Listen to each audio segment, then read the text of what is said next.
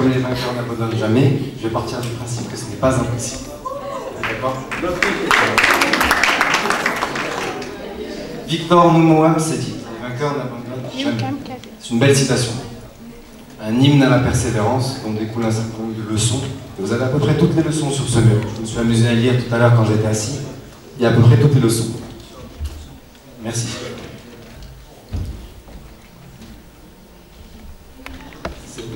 C'est pas très grave. Bon, je me suis basculé. Je vais directement aller à l'idée. Ce que je voulais dire, c'est que la persévérance, c'est une vertu. Et que très souvent, on part du principe, quand on évoque les vertus, qu'elles émanent de qualités, d'atouts, la personnalité intrinsèque à l'individu à qui on reconnaît cette vertu. C'est un postulat que non seulement je refuse, mais je réfute. Les vertus se construisent. Et donc la persévérance aussi.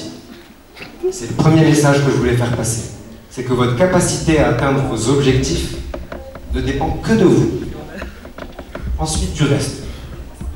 Le reste, c'est évidemment plein de choses, hein, la conjoncture, le contexte, les autres, parce qu'on réussit rarement seul.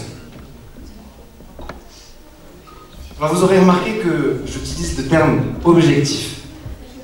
Je ne veux pas parler de vainqueur, parce que quand on parle de vainqueur, par définition, il y a le corollaire, c'est le loser. Donc en gros, il y a les vainqueurs et il y a les losers. C'est pas vrai. Il y a ceux qui construisent leur réussite et ceux qui ne font rien pour la construire. Et ça, c'est le message le plus important. Je préfère encore le terme objectif à réussite. Je vais y arriver un peu plus tard, parce qu'il est assez neutre. On a tous des objectifs dans la vie. Parfois, on n'en est même pas conscient, mais on les a. Alors, je vous disais que les vertus se construisent. Construire, c'est un verbe d'action jusqu'à preuve du contraire. Donc, par définition, ça veut dire qu'il faut faire quelque chose pour les construire. Ce quelque chose, c'est un truc que vous connaissez tous. C'est le travail. La persévérance est une vertu qui se construit par le travail. On vous dit d'ailleurs ici, il n'y a pas de réussite facile. Par définition, elle n'est pas facile, parce qu'il faut bosser. Et moi, je considère que la valeur travail est mère de toutes les vertus. Je me suis permis cette image de la cigale et la fourmi, la fable de La Fontaine, qui est révélatrice finalement de ce deuxième message que je voulais faire passer. Et que j'ai aussi traduit par une citation à laquelle je fais assez souvent référence, qui est celle de Benjamin Franklin, qui dit que faire et souhaiter faire sont deux choses bien différentes. On a tous des objectifs, on a tous envie de devenir quelqu'un, d'avoir beaucoup d'argent, de réussir professionnellement, personnellement, mais si on ne fait rien, par définition, on est mal barré. Donc il faut bosser. Alors, un petit exemple pour s'en convaincre. Tout le monde le connaît, ce monsieur, il court super vite, c'est l'homme le plus rapide du monde, parce qu'il est né en Jamaïque, parce qu'il est super musclé, mais en réalité pas vraiment. Regardez, c'est rapide. Il faut mettre le son. C'est sur l'ordi, c'est sur mon ordi en fait. Je pense que le son est coupé sur mon ordi. Le travail se fait dans les coulisses. La compétition, c'est la partie facile. Dans les coulisses, c'est tout le boulot. Pour être prêt pour la course, on doit réussir. Relâche tes épaules. C'est ça. C'est ta conscience qui te parle. Fais pas ça. Arrête de courir. Prends ta retraite. Va jouer au foot. Va jouer au golf.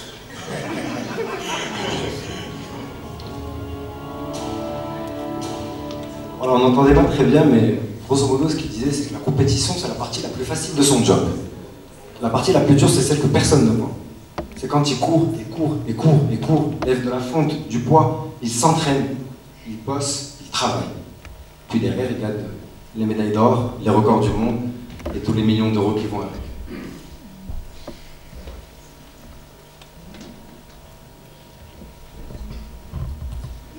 Alors, tout à l'heure, je vous disais, je préfère le terme d'objectif. Pourquoi est-ce que je préfère le terme d'objectif? Parce que jusqu'à présent, tout ce que je vous ai dit, c'est quand même assez évident. On a des objectifs, pour les atteindre, il faut bosser. Et si on est là aujourd'hui et qu'on se pose encore la question, c'est qu'il y a un problème. Et ce problème, à mon avis, c'est qu'il est dans, je dirais, un déficit de pensée. Un certain nombre de pensées négatives, de mauvaises conceptions, de mauvaises acceptions. notamment celle de la réussite. La réussite, pour beaucoup, c'est ça. Vous arrêtez 100 jeunes Marocains dans la rue maintenant, vous leur dites, c'est quoi réussir? Ils vont vous dire gagner de l'argent. En deux, acheter une voiture. Malheureusement, ce n'est pas que ça, la réussite. Si c'était que ça, ce serait facile, quelque part. Non. Est-ce qu'on peut considérer que cette femme-là n'a pas réussi? Vous la reconnaissez? Évidemment que vous la reconnaissez. C'est donc qu'elle a réussi, si vous la reconnaissez. Elle a donné toute sa vie, cette femme. Pas pour gagner de l'argent, pour aider les autres. Alors, est-ce que la pauvreté a été éradiquée? Non. Alors, est-ce qu'elle a échoué? Non. Elle n'a pas échoué. Elle n'a pas échoué, pardon, ça va marcher. Parce que la réussite, elle ne passe pas par l'avoir. Elle passe par la confusion de l'être et de l'avoir. Et ça, c'est fondamental. On nous enseigne beaucoup trop dans nos écoles de commerce, comme la vôtre, comme celle dans laquelle j'ai été, qu'il y a cette fameuse pyramide de Maslow. On a des besoins, il faut respirer, c'est incroyable ce qu'on nous apprend. Il faut respirer, il faut manger, il faut s'habiller, il faut dormir. Alors, on a besoin de payer pour aller à l'école pour qu'on nous apprenne ça. Et tout ça, vous savez pourquoi? Pour avoir un boulot et avoir de l'argent. Moi, je n'aime pas cette pyramide de Maslow parce qu'elle inverse la relation. Non, c'est pas le principe de la vie. Le principe de la vie, c'est vraiment cette confusion de l'être et de l'avoir. Et d'une certaine manière, quand on a une mauvaise conception de la réussite, et bien du coup, on a une mauvaise conception de l'échec. Je vous ai mis cet électrocardiogramme que j'avais déjà repris dans une précédente présentation, où il y avait déjà monsieur Chena. C'est les battements du cœur. Et les battements du cœur, ils sont à mon sens à l'image de la vie. La vie, c'est des phases ascendantes et des phases descendantes. On pourrait considérer que les phases ascendantes, c'est la réussite, et les phases descendantes, c'est l'échec. Sauf que vous voyez bien que ça part, ça revient, ça part, ça revient, ça part, ça revient. Si ça part et que ça revient, c'est que l'enjeu de la vie, il est justement dans ce creux. Des creux, vous allez en connaître. Des creux, j'en ai connu. Même Seti vous en a cité un certain nombre tout à l'heure. Il faut s'y préparer. Soit vous considérez que c'est un échec, c'est une donnée, vous êtes foutu. La vie s'arrête. C'est la ligne droite.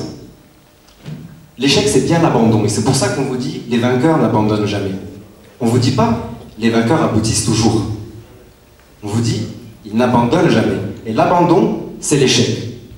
Dans ma la petite biographie qu'on a fait de ma personne, c'était assez sympa d'ailleurs, merci, on vous a dit cofondateur du collectif du 31 mai. Le collectif du 31 mai n'aurait d'abord pas existé si on avait abandonné, il n'aurait pas abouti si on avait abandonné et tout prêté à ce que l'on abandonne. Diplômé, étranger, donc dans un pays qui n'est pas le nôtre, l'ennemi, entre guillemets, si je puis me permettre, le ministre de l'Intérieur de la France. On était mal parti pour gagner, mais on a gagné, parce qu'on n'a pas abandonné. Et tout à l'heure, vous verrez qu'il y a une deuxième condition pour ne pas abandonner. Et on y viendra. Donc devenez, si vous voulez réussir. C'est le message que je voulais faire passer. Alors il y a un autre problème, un autre mal que je considère comme étant un des mots les plus importants de notre société. C'est le déterminisme.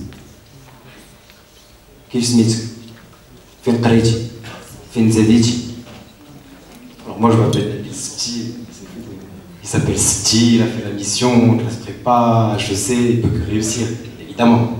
Personne ne sait que je paye encore mon diplôme, du coup je ne l'ai toujours pas.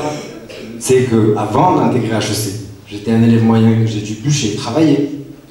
Mais à force de le répéter et que le message ne passe pas, je me suis dit, peu importe, tu t'appelleras toujours Seti, et je suis fier d'ailleurs de m'appeler Seti. Donc je vais vous citer un certain nombre d'exemples, si ça veut bien marcher. C'est pas des Septis. Bon, c'est un LMI, mais bon. Personne ne sait que ce LMI vient d'une famille modeste. Ce LMI, vous savez quoi, c'est un fils de postier qui est devenu patron de la Poste. Je plaisante pas, c'est pas une blague, il était fils de postier, il est devenu patron de la Poste. Aujourd'hui, il est patron de la CDG.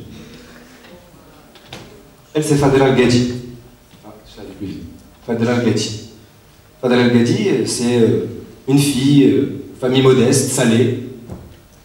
Aujourd'hui, il y a des stars comme Beyoncé qui portent ses habits. Elle a bien réussi. Tout à l'heure, je vous disais, on ne réussit pas sans les autres. Ben elle a réussi grâce à Yves Saint Laurent. Elle l'a croisé à Tanger en 99 de mémoire. Et c'est comme ça qu'elle a pu décoller. Pourquoi? Parce qu'elle a saisi l'opportunité que vous évoquiez tout à l'heure, monsieur Siti. L'opportunité, c'est un élément qu'on ne maîtrise pas par définition. La chance comme la malchance, on ne les maîtrise pas. Alors soit on dit, j'ai pas de chance, on s'assoit, on s'arrête de vivre tout ça. Soit on se dit que tout est possible et on continue de croire et on essaie d'avancer. Alors il y en a plein d'autres, hein, effectivement. Lui, il est bien connu, lui. Lui, c'est Milo Tchiabi. Fils de berger devenu berger. Et aujourd'hui, il est juste patron d'Ina Holding, qui est... c'est un magnat de l'immobilier, il est aussi dans la pétrochimie, dans le plastique. Et c'est le deuxième, il me semble même que c'était la première fortune. Il a à peu près un peu plus de 2,5 milliards de dollars de richesse personnelle. Fils de berger. Il est marocain, hein. Il n'est pas né ailleurs. Vous ne le reconnaissez pas, lui? Si. 78% des parts de marché de la charcuterie au Maroc. Aujourd'hui, il arrive même à en vendre aux Français. Ben, il était boucher, lui. Fils de boucher, lui-même boucher. Lui, c'est le fondateur de Talbot. Pareil, il a commencé coursier, me semble-t-il. Ah, alors non, c'est ça. Il a commencé dans l'ébénisterie, dans un petit atelier. Aujourd'hui, il est patron de Talbot. Talbot, c'est 70 millions de dirhams de chiffre d'affaires annuel. Lui, c'est le Morabété. Il a quitté l'école, il voulait faire les beaux-arts. Il ne savait pas que pour faire les beaux-arts, il fallait avoir le bac. Il n'avait pas de bac, il s'est fait caler. Lui, il était coursier. 1250 dirhams par mois. Il a économisé. Il a acheté un petit lopin de terre à Tihnaout. Aujourd'hui, certaines de ses œuvres sont chez le roi Mohamed VI, c'est de grandes personnalités. Et tout le monde veut aller chez lui. Lui, c'est Vigon. J'ai eu la chance de le connaître quand j'étais tout petit. Vigon, on ne le sait pas, mais il a fait les premières des Rolling Stones, des Who. Il a fait un tube dans les années 70 à 68. Harlem Shuffle, me semble-t-il. Voilà. Vigon, vous savez ce qu'il faisait son père? Il était marchand de légumes. Voilà, vous la citez. Parce que je vous ai donné quelques patrons, beaucoup d'argent. Elle, c'est pas l'argent qui l'a drivé dans la vie. Elle est née en 41 dans l'ancienne Médina de Casablanca. Autant dire qu'elle n'est pas partie du bon pied. Elle a galéré, elle a eu son diplôme d'infirmière. Aujourd'hui, elle est reconnue internationalement pour son engagement. Et elle a sauvé, aidé, accompagné un nombre non négligeable de mères célibataires. Elle est devenue. Alors elle, c'est la patronne de RMA Watania, donc une grande assurance. Elle, pourquoi est-ce que je la cite? Parce que c'est une famille moyenne, modeste, mais c'est une polytechnicienne, c'est une bosseuse monstrueuse. Monstrueuse, elle, c'est la preuve vivante que quand on bosse, on obtient forcément ce qu'on cherche à obtenir. Voilà. Elle était au CMI avant, le centre monétaire interbancaire. On l'a débauchée pour aller présider l'assurance qu'elle préside aujourd'hui. Ben Abdallah, me semble-t-il. Momo. Vous connaissez Momo? Encore dans un autre registre. Momo, c'était le fils du régisseur de La Folle. Exactement, il est passé aussi... Mais c'était le fils du régisseur de La Folle. Voilà, donc le son, la lumière... Aujourd'hui, il lance un nombre incroyable de jeunes artistes marocains, et c'est un acteur incontournable de la scène musicale de notre pays. Avec Hichem, il est cofondateur, c'est vrai. Ah, vous la connaissez, elle. Impossible de ne pas la connaître. Déjà, Djabou. Djabou, c'est une des rares artistes marocains qui a réussi à faire valoir ses droits d'auteur. Elle est devenue super riche grâce à ses droits d'auteur. Mais il faut savoir qu'elle a dû fuguer de chez elle. Elle a dû fuguer de chez elle parce que ses parents lui avaient dit non, tu chantes pas. Parce qu'à l'époque, c'était pas bien, c'est une fille tribisèche. Elle est partie. Elle a chanté à l'Olympia. Peu l'ont fait. Exactement. Et il les connaît tous, hein. Le patron d'IB Maroc, il a commencé informaticien, 2500 dirhams par mois. Voilà. Patron d'une belle société qui est présente en Libye, un peu partout en Afrique. Ils sont tous marocains. Alors je vais pas vous mentir, il n'y en a pas une flopée. Mais il y en a quand même. Ce sont des exemples sur lesquels on peut s'appuyer. Et ils ne s'appellent pas Siti, ils n'ont pas fait la mission, ils n'ont pas fait classe prépa pour tous, ils n'ont pas tous fait un HEC. Donc c'est possible. Si c'est possible pour eux, c'est possible pour vous. Alors en somme, une fois que je vous ai dit tout ça, il faut que je vous donne la petite recette miracle. Moi j'aime bien les recettes. À chaque fois que je passe un athlètique, je donne une recette. Tu te souviens, Nofel? Je suis la chaumichette de la pensée. Je suis la choumicha de la pensée. Et ici, il y a le mot believe, croire. Tout à l'heure, je vous parlais du collectif du 31 mai. Si on n'avait pas cru en nous, on ne l'aurait pas fait. Il faut que vous puissiez croire en vous, d'abord. Peu importe les raisons tangibles qui existent pour que vous puissiez croire en vous. Croyez en vous. Parce que si vous croyez en vous, eh bien vous allez vous aimer. Moi, personnellement, je m'aime. Je m'adore même. Je m'adore. Et c'est très prétentieux. Et c'est là mon message. Il y a des prétentions qui sont bonnes. Être prétentieux, ça ne signifie pas forcément se sentir supérieur aux autres. La prétention, je me l'applique à moi-même. Je suis arrogant vis-à-vis de moi-même. Ça me permet de repousser mes limites. Ça me permet de me donner les moyens de bosser. Parce que bosser, c'est pas facile. C'est pas naturel, contrairement à ce qu'on pourrait penser. Donc moi, je vous invite vraiment à le faire.